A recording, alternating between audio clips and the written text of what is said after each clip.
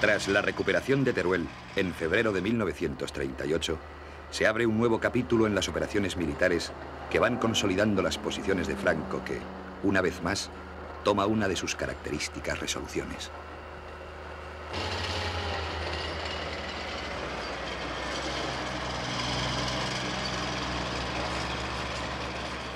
En lugar de aprovechar la ocasión para avanzar hacia uno de los objetivos primordiales, como es Madrid, o bien para penetrar hacia Cataluña, opta por entretener una importante masa de sus tropas en el Maestrazgo, un laberinto de montañas difíciles, apenas pobladas y sin interés militar.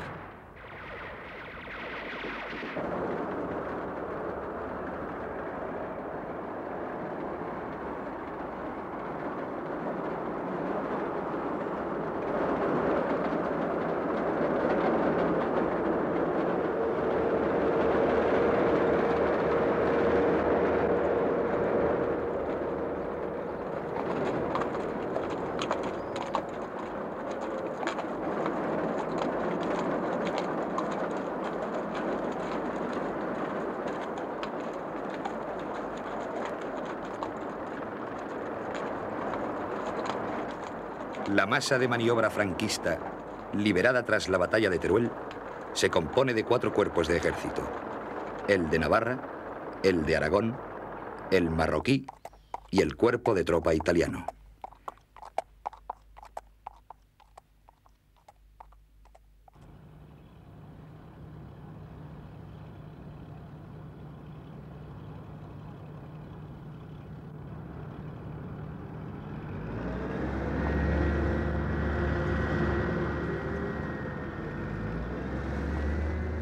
Son 100.000 soldados que disponen de 150 cañones contra solo 34.000 republicanos que apenas cuentan con 74.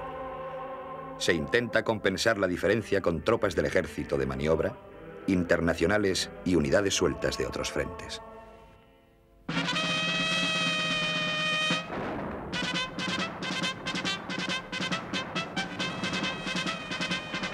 A lo largo del mes de marzo, las tropas franquistas consiguen ir avanzando. A su vanguardia van los italianos del CTV, que se ven detenidos el 30 de marzo frente a Tortosa, donde Lister se ha establecido a la defensiva.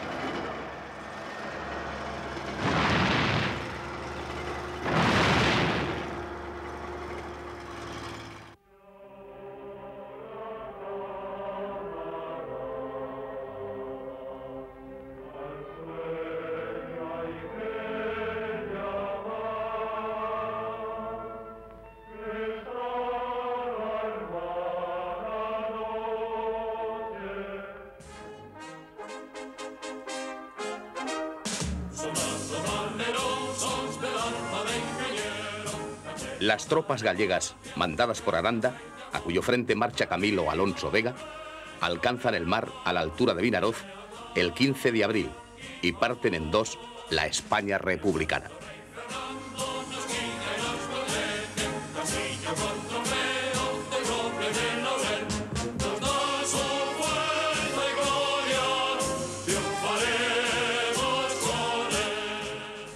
En la zona norte radican la sede de la Jefatura del Estado y del Gobierno, así como el Estado Mayor del General Rojo.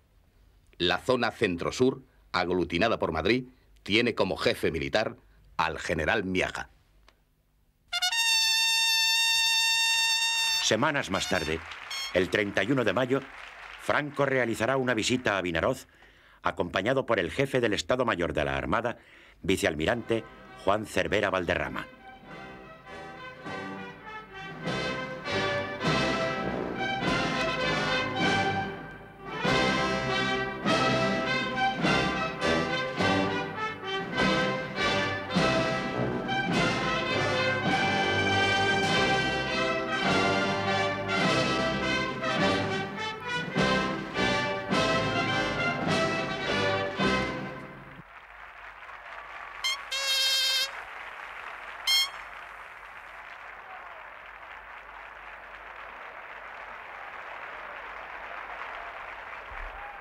Al pequeño puerto valenciano se trasladan el minador Júpiter, los destructores Ceuta, Melilla y Velasco, el cañonero Canalejas, la lancha torpedera Badajoz y otras unidades menores. Las fuerzas de marinería formadas en parada en el muelle son revistadas por Franco, quien, entre otras cosas, dice: La consigna para los jefes es hacerse querer y respetar. Porque si esto hubiera pasado siempre, si hubiera habido cariño, habríamos tenido más marina y en estos momentos la bandera de España pasearía todavía con triunfo. Y no digo con más gloria, porque ello es humanamente imposible.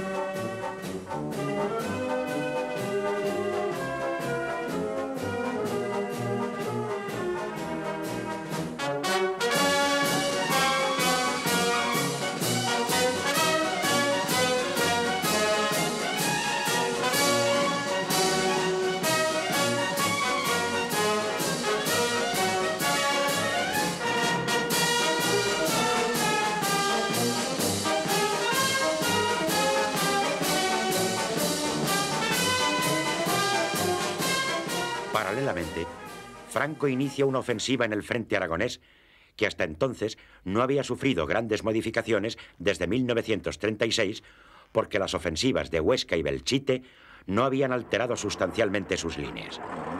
La superioridad franquista derrumbaría un frente manifiestamente débil.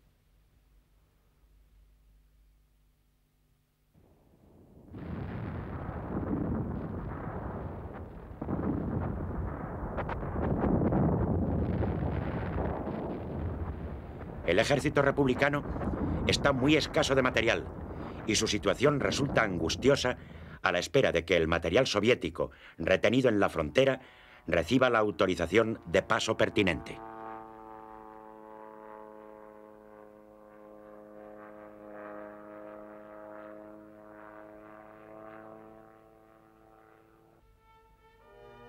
Belchite y Codo han sido ocupadas el 11 de marzo y las brigadas internacionales se concentran en Caspe para organizar la resistencia.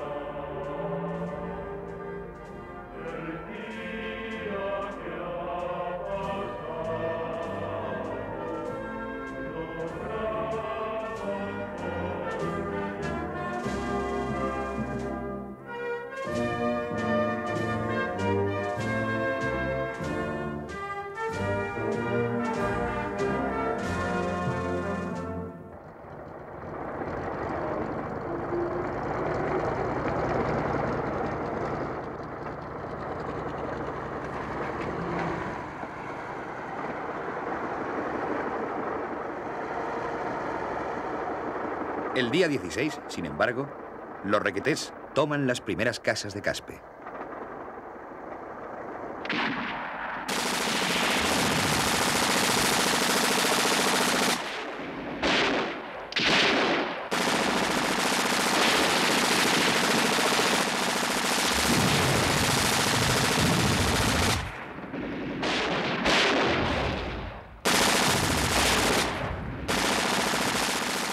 A pesar de su defensa, Tardienta es ocupada el día 22. A su vez, tras la toma de Alcubierre, se levanta el cerco de Huesca.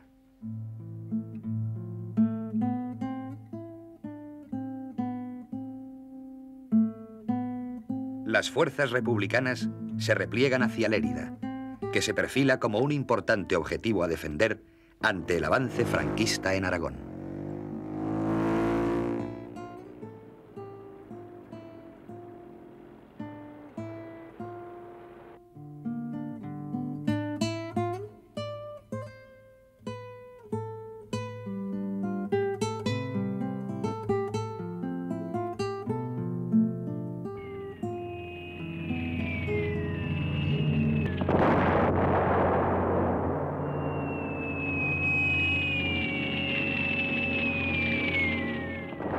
Para ablandar el espíritu de resistencia y producir efectos intimidatorios, la aviación de Franco somete a la ciudad, el 27 de marzo, a un bombardeo que convierte en ruinas buena parte de sus edificios y causa numerosas víctimas.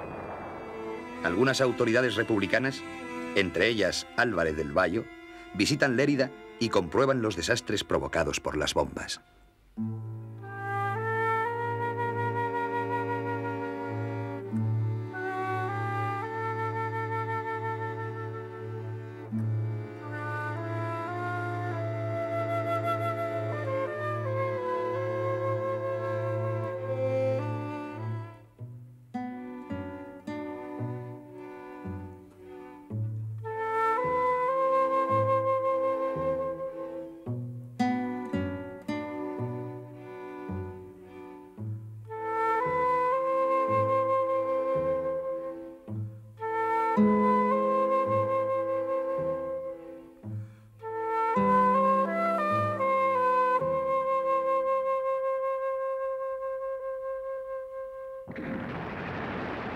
No obstante la dureza del ataque, la división del campesino defiende la ciudad que ha sido abandonada por muchos de sus habitantes civiles.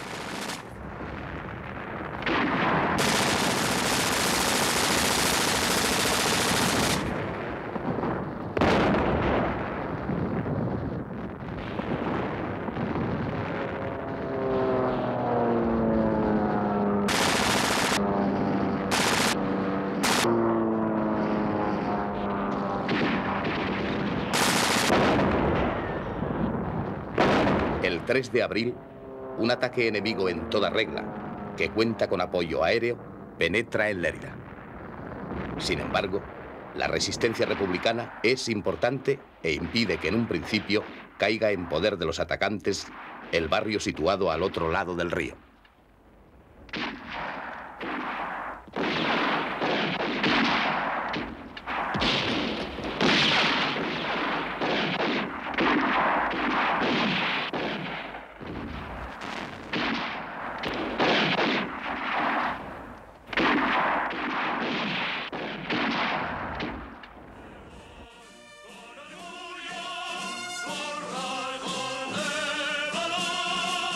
La destrucción del puente no impedirá que los franquistas atraviesen el cauce y completen la ocupación de la ciudad.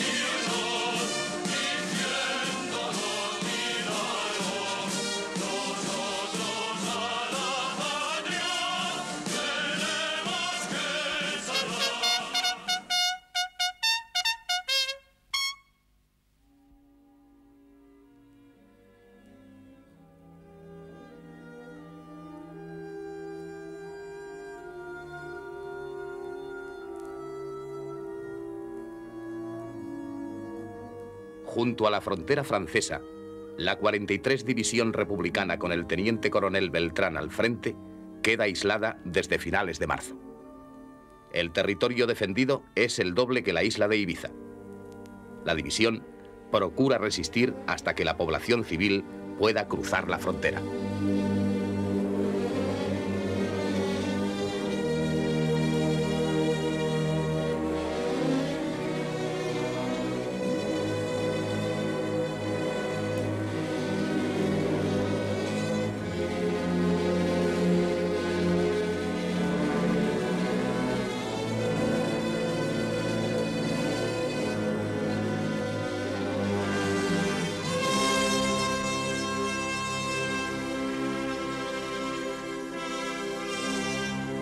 La 43 División organiza la vida y la defensa como puede, a pesar de la escasez de municiones.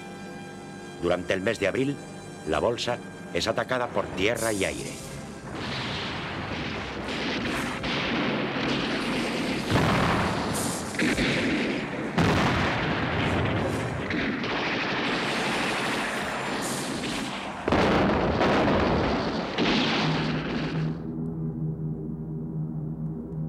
El 15 de mayo la visitan Negrín y Rojo, y días después la división participa en la ofensiva contra Balaguer y Tremp, que fracasa. El enemigo acumula contra la Bolsa una gran cantidad de tropas bien dotadas de artillería y aviación.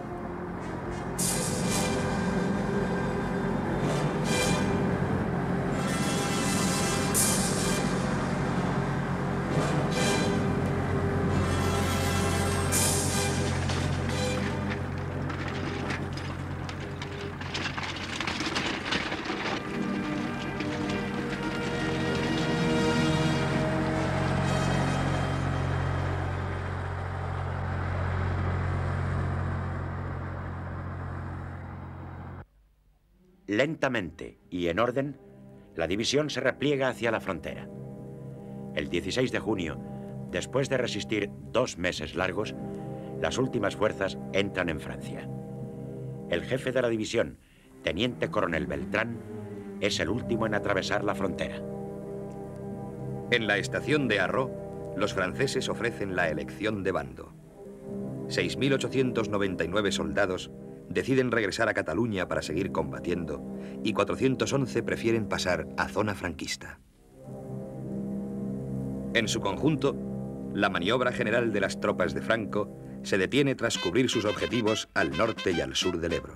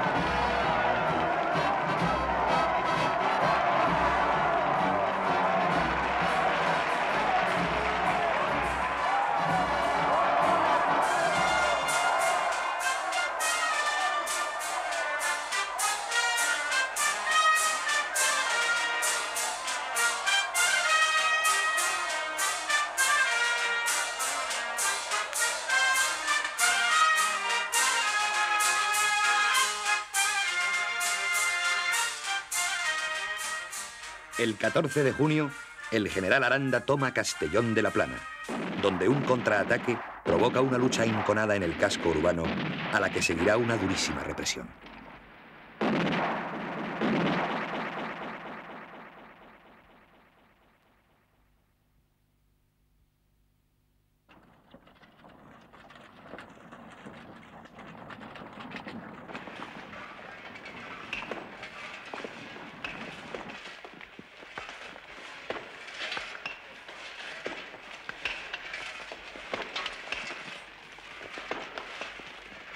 Los republicanos se esfuerzan en reorganizarse para una defensa adecuada. Aunque la capacidad de resistencia militar de la República, tras el esfuerzo de Teruel, parece haberse derrumbado y el peligro comienza a cernirse sobre Valencia, ciudad a la que los atacantes pueden llegar, bien siguiendo la costa, bien desde sus antiguas posiciones del río Alfambra. A partir de principios de 1938, los bombardeos aéreos y navales contra los puertos, aeródromos y las poblaciones de la retaguardia de la zona republicana se incrementan progresivamente.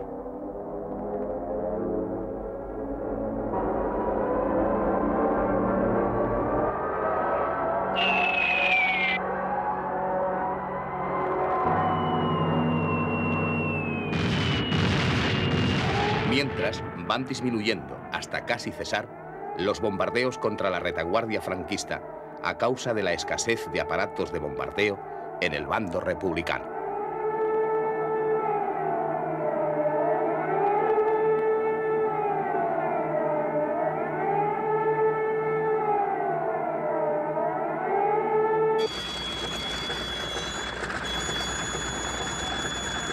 Sin embargo, la Fuerza Aérea franquista aumenta progresivamente con la decisiva contribución de las aviaciones italiana y alemana. Y además, dispone de la isla de Mallorca, que opera como un gigantesco portaaviones frente al territorio republicano mediterráneo, lo que le permite incrementar sus acciones de bombardeo. La República efectuará sobre la retaguardia franquista cerca de 50 bombardeos a lo largo de 1938.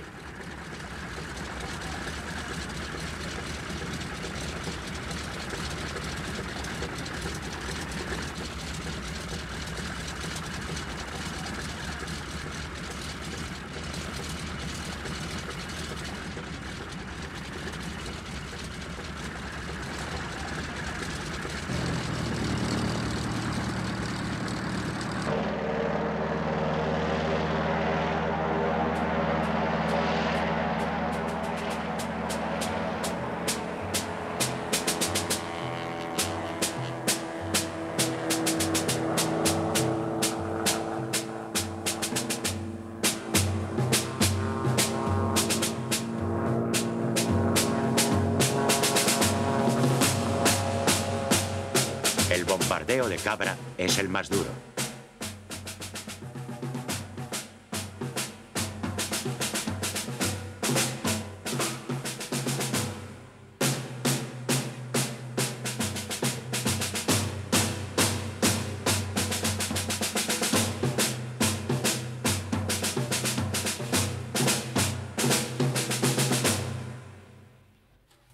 Tres aparatos republicanos, a primeras horas de la mañana, arrojan unas 30 bombas que caen en puntos céntricos de la localidad, como la Plaza de Abastos y la calle Platerías.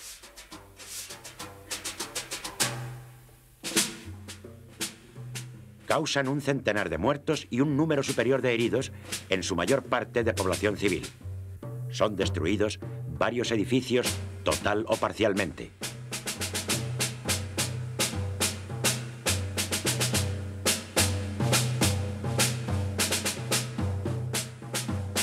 El número de víctimas de los bombardeos republicanos sobre la retaguardia franquista, desde enero de 1938 hasta el final de la guerra, se cifra en unos 300 muertos y un número muy superior de heridos.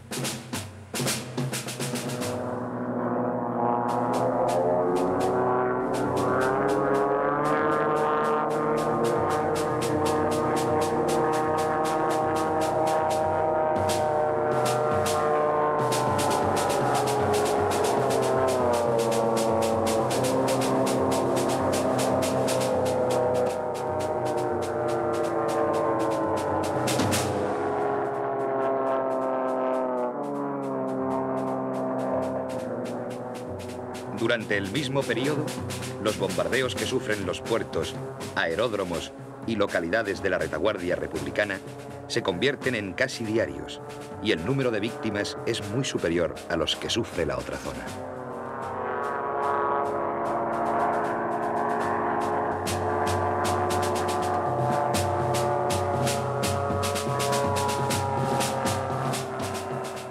Solo en el mes de enero, Cataluña sufrió cerca de 20 incursiones aéreas, entre las que destaca el bombardeo de Reus del día 24. Es la sexta vez que la población es bombardeada en este mes de enero. Las bombas destruyen numerosos edificios civiles del centro de la ciudad y causan numerosas víctimas. Durante la guerra, más de 200 personas de Reus mueren víctimas de los bombardeos.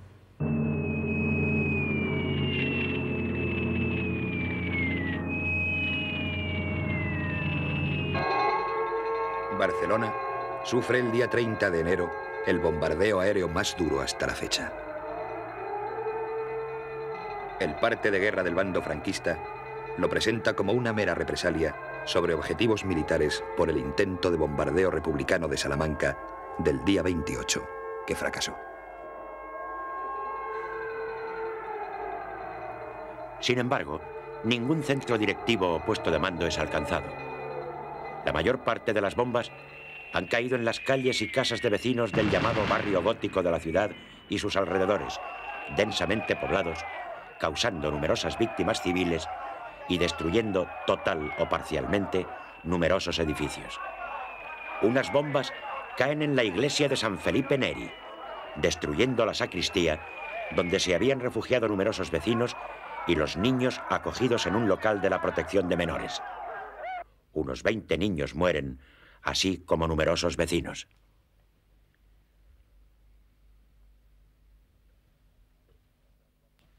Otras bombas caen en la boca de un refugio, causando también numerosas víctimas civiles.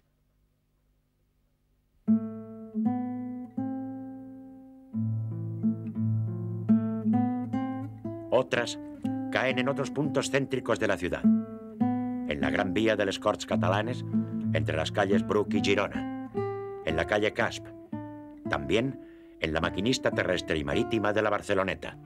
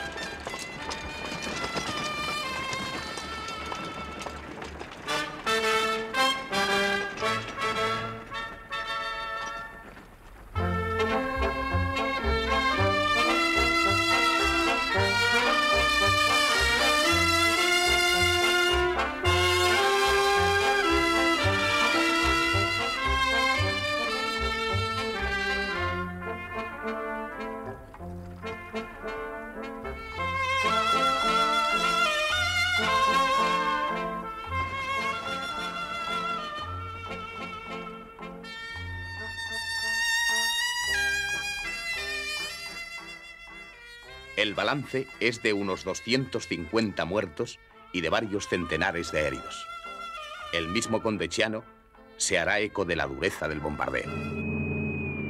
Los bombardeos aéreos sobre los puertos y las poblaciones de la retaguardia de la zona republicana continuarán sucediéndose casi diariamente. A lo largo del año 38 se efectuarán en la retaguardia republicana centenares de bombardeos. Cataluña sufrirá unas 180 incursiones aéreas y el País Valenciano unas 160.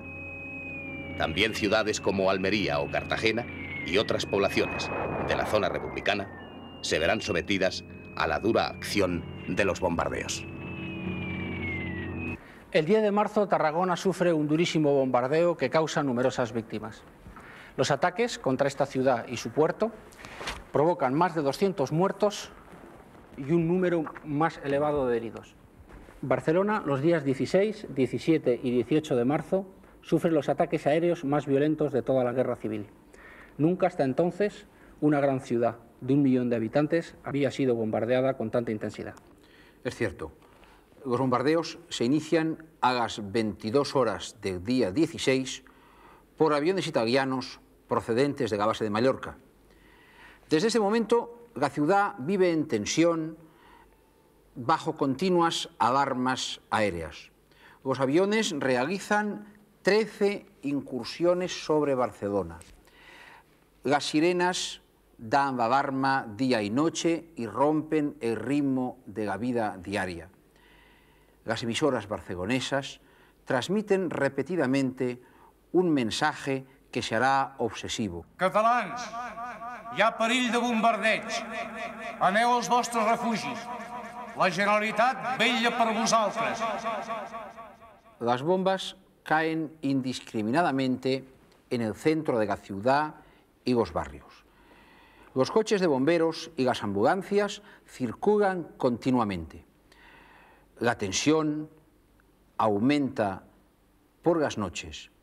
La ciudad está completamente apagada y los potentes reflectores de la defensa antiaérea buscan en el cielo los aviones enemigos sobre los que dispara la artillería de la DCA. El 17, pasado de mediodía, se produce una incursión aérea que produce unas enormes explosiones en el cruce de la Gran Vía de las Corts catalanas con la calle Balmes y destruyen total o parcialmente algunos grandes edificios del centro de la ciudad. Los bombardeos de estos 3 días destruyeron total o parcialmente numerosos edificios, entre otros el Teatro Tívoli y el Teatro Novedades, el edificio de la universidad, la redacción del diario La Publicitat, varios edificios del Paseo de Gracia, Rambla de Cataluña, Plaza y Ronda Universidad, Cales Caspe, Balmes, Diputación, Gran Vía y Consell de Cent. El balance de las víctimas es aterrador, miles de heridos y más de 1000 muertos. Los partes oficiales de guerra del cuartel general de Franco silencian completamente estos bombardeos sobre la capital catalana. Claude Bowers, que fue embajador de los Estados Unidos ante la República Española, escribe lo siguiente. Nada en semejante y aterradora escala, a nivel de la raza blanca, se había conocido antes. Las bombas no perseguían ningún objetivo militar. Eran arrojadas deliberadamente en el centro de la ciudad, la parte más concurrida y habitada, donde la gente estaba comiendo, paseando, descansando en sus camas. A su vez, el embajador alemán cerca de Franco, von Storer, en su informe del 23 de marzo de 1938 al Ministerio de Asuntos Exteriores y recogido en los archivos secretos de la Wilhelmstrasse, escribe: he sabido que los ataques aéreos sobre Barcelona, efectuados hace unos días por bombardeos italianos, han sido literalmente terribles. Casi todos los barrios de la ciudad se han visto afectados. Ningún indicio muestra que se haya querido atacar objetivos militares. Según el ministro de Asuntos Exteriores italiano, Condeciano, Mussolini, al ordenar estos bombardeos, pretende quebrantar la moral de la retaguardia catalana mientras las tropas de Franco avanzan por el frente de Aragón. Miles de personas van a dormir a las poblaciones vecinas, otras lo hacen en los túneles del metro o en los refugios. Cunde el pánico en algunas industrias, en algunos comercios e incluso en algunos centros oficiales. Pero, sin embargo, la mayor parte de la población resiste. El mismo embajador americano, Bowers, dice: después de los bestiales bombardeos de Barcelona, miles de personas hasta entonces en letargo se vuelven activas.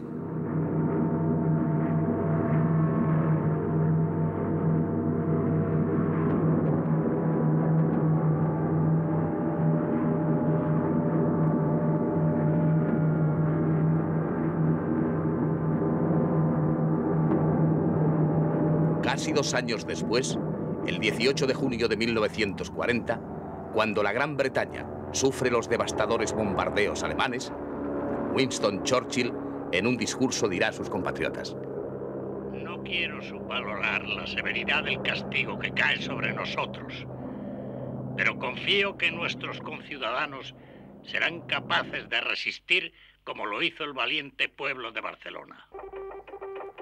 Los bombardeos contra Barcelona provocan una impresionante protesta en todo el mundo.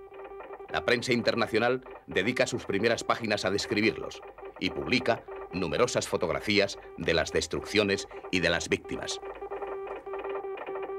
Personalidades políticas e intelectuales de todo el mundo levantan su voz contra estos bombardeos.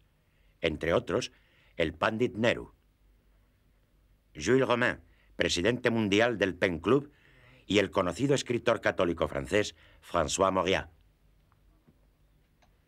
Diversos gobiernos formulan enérgicas protestas ante el general Franco.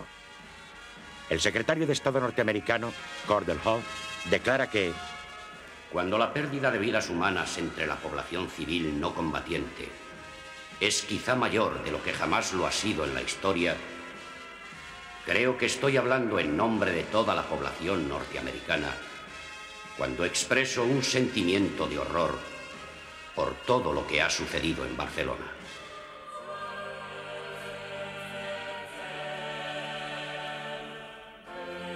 el Vaticano también levanta su voz contra los bombardeos de Barcelona mediante su diario L'Osservatore Romano.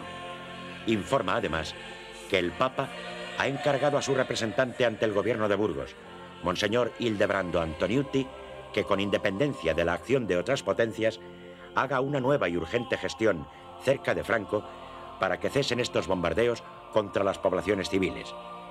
La publicación de esta nota provoca una grave tensión entre el Vaticano y el gobierno de Burgos.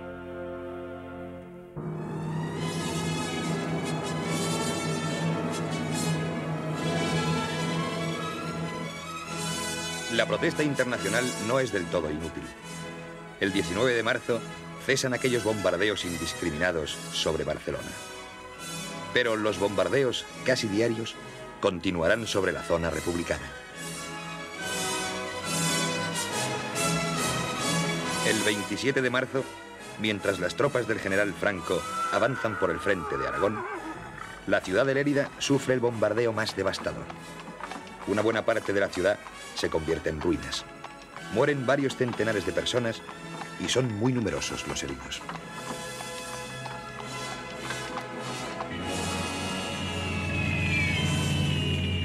El 26 de mayo, a las 11 de la mañana, Alicante sufre el bombardeo más duro. Algunas bombas caen sobre un mercado de abastos en plena actividad. Mueren unas 250 personas y los heridos son varios centenares. Numerosos edificios son total o parcialmente destruidos. El puerto y la ciudad de Alicante sufren numerosos bombardeos aéreos y marítimos durante la guerra. Sus víctimas se calculan en unos 500 muertos y alrededor de 1.500 heridos.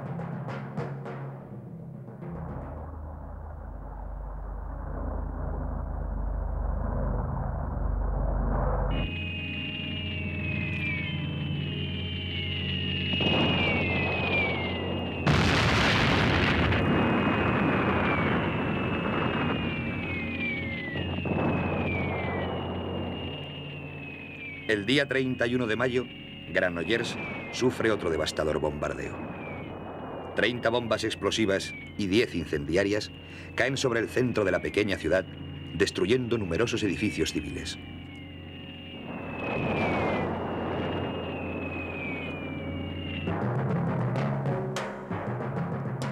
El balance es unos 250 muertos, el 75% de los cuales son mujeres y niños, y unos 500 heridos. Algunos hablarán de un nuevo Guernica.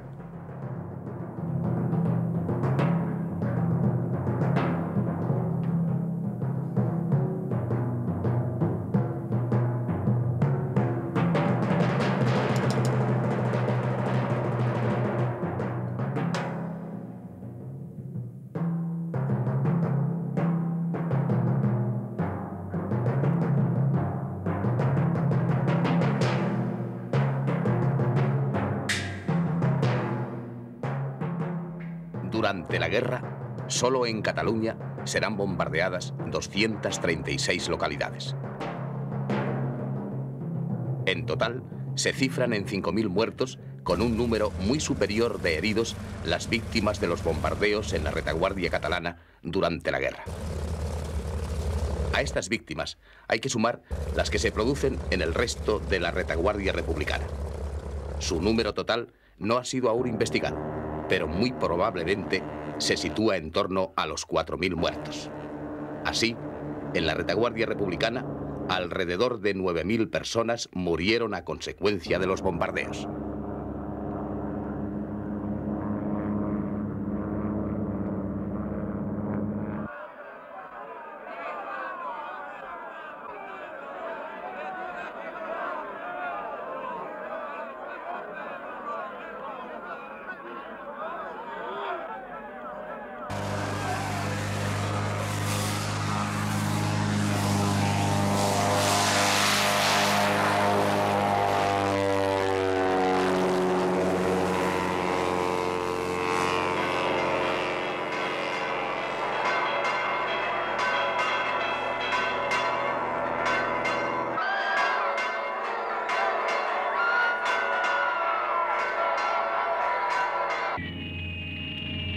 En la retaguardia de la zona franquista, el número de víctimas de los bombardeos fue muy inferior, cifrándose en unos 1.200 muertos y un número superior de heridos.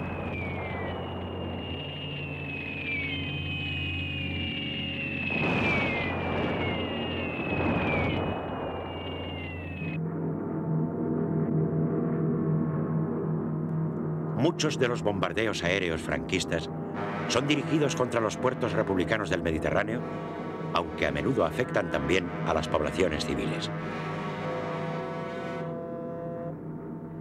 El bloqueo de estos puertos por las fuerzas navales del gobierno de Burgos se hace cada día más intenso, porque la desaparición del territorio republicano del norte ha permitido que estas fuerzas se concentren en el Mediterráneo con base en Palma de Mallorca.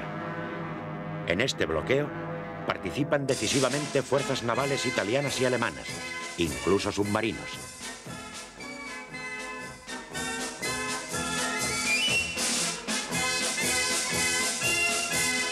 Son numerosos los buques mercantes con bandera republicana o extranjera que transportan alimentos o material de guerra que son hundidos o apresados antes de llegar a los puertos republicanos. Otros buques son hundidos o averiados en estos puertos, como el de Barcelona, el de Tarragona, el de Valencia, el de Alicante y el de Cartagena al desembarcar su carga. El gobierno republicano da a conocer largas relaciones de estos buques.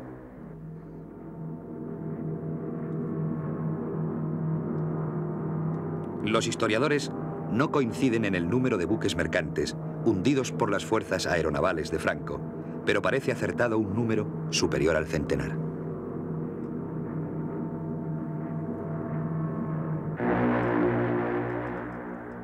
Este bloqueo creciente, que no consiguen impedir la marina y la aviación republicanas, provoca una fuerte disminución de los suministros de alimentos, combustible y material de guerra a la zona en poder del gobierno de la República.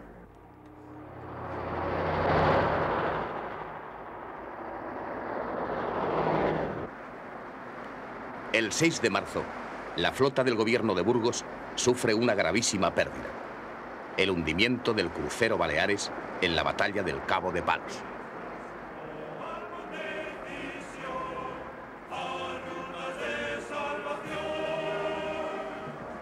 En la madrugada de este día, una formación de unidades republicanas se cruza con la división de cruceros franquistas, Baleares, Canarias y Cervera, que escolta a un importante convoy procedente de Italia.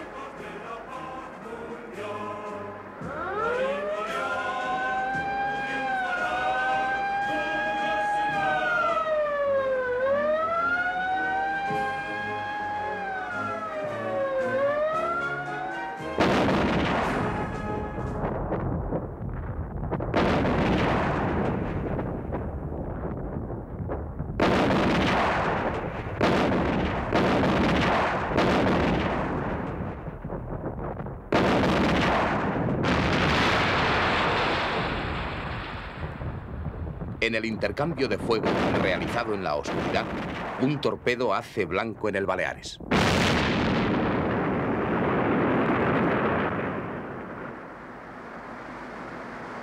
El jefe de la flota republicana, Luis González Ubieta, que no quiere exponerse a sufrir alguna pérdida, ordena poner proa a Cartagena. A las 5 de la mañana, 3 horas después del impacto, el Baleares se hunde con el almirante Vierna y casi 800 tripulantes a bordo. 2 destructores británicos salvan al resto de la tripulación.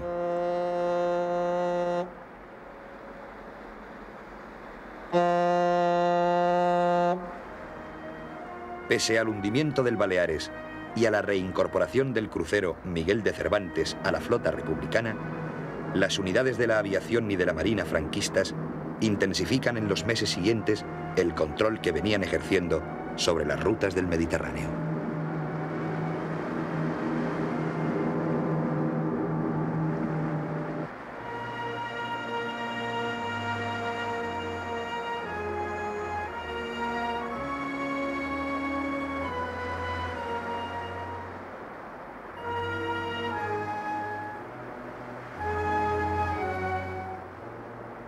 La posterior incorporación del crucero Navarra a la flota de Franco permiten a los franquistas consolidar de forma definitiva su dominio sobre las vitales rutas mediterráneas.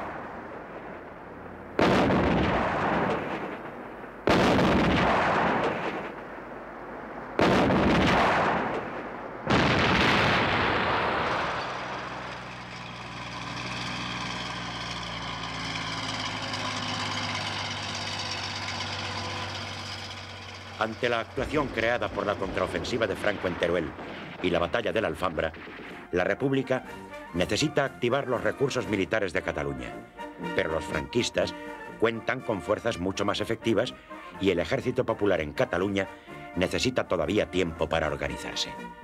Para el mando republicano, conocedor de la realidad, es imposible pensar en batallas decisivas.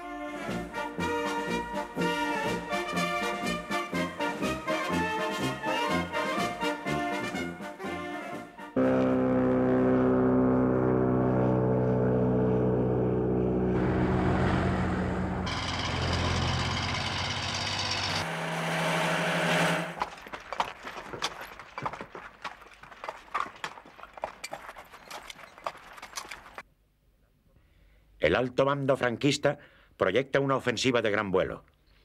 Un inmenso frente en forma de arco se extiende desde los Montes Universales hasta el Mediterráneo a la altura de Alcover, con un vértice en Ejulbe.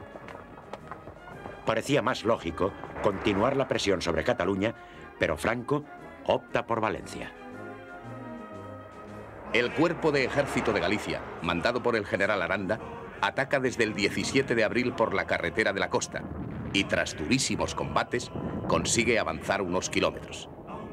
Mientras, y simultáneamente, el día 23 ataca por el sector de Aliaga el Cuerpo de Ejército de Castilla, mandado por el general Varela. Dadas las circunstancias, el general Rojo decide limitarse a maniobras en zonas de éxito probable para que la moral propia se robustezca y poder quebrantar la contraria.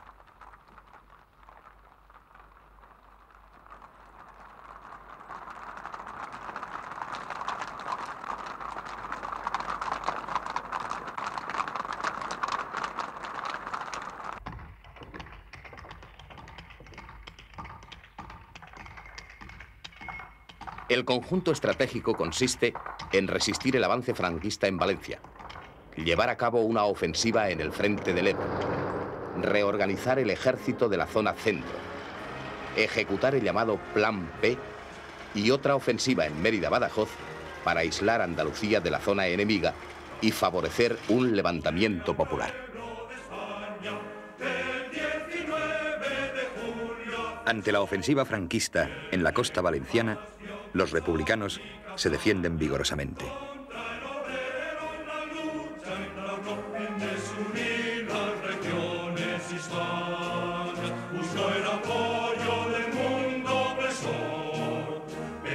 A partir de ese momento, los franquistas concentran sus esfuerzos en romper la línea Viver-Segorbe-Sagunto, que defiende Valencia.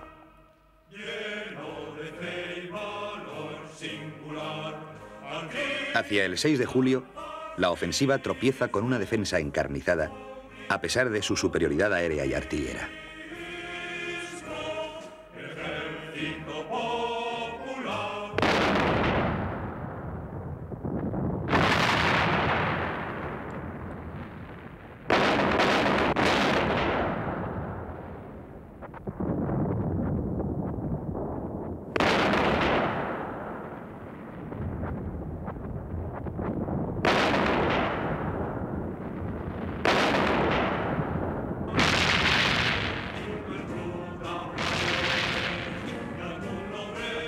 La defensa republicana es muy sólida, tiene reservas y una moral excelente.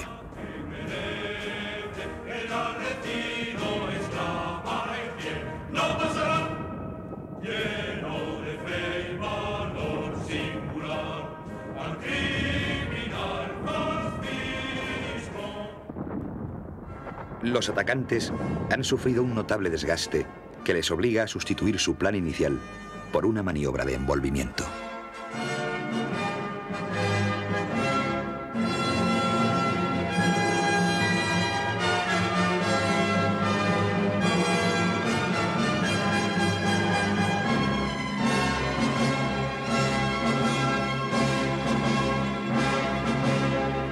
Antes de que puedan llevarla a cabo, los republicanos cruzarán el Ebro por sorpresa e iniciarán la mayor batalla de la guerra.